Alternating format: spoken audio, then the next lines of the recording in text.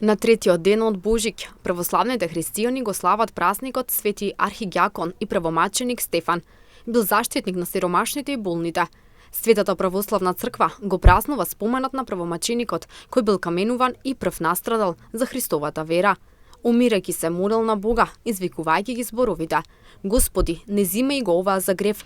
Во црковните песни Свети Стефан се нарекува прв на мачеништвото. Кога Светиот Дух дошол на апостолите и со проповедта на нив, озарени од Светиот Дух, почнала црквата да се шири, почнало да се појавува и потреба од не само апостолите, но и други членови на црквата кои ќе почнат да ги земат и оние така наречени споредни работи, како грижење за вдовиците, грижа за сираците, за оние кои што се во тешки маки, а пак проповедта за Христа Спасителот да остане само на апостолите. И така, светите апостоли со Божја промисла одбрале 7 ѓакони, меѓу кои прв бил и Стефан, кои ќе бидат во оваа служба да се грижат за сите оние други работи кои се освен проповедта апостолска.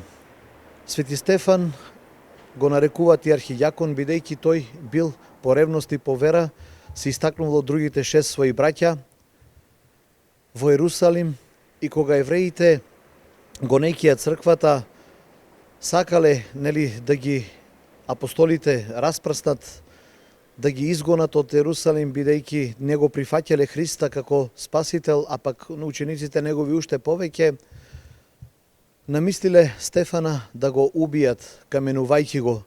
Светиот Стефан клекнал на молитва и молејќи се отворила небесата и тој го ја видел славата Божија и Синот Божји.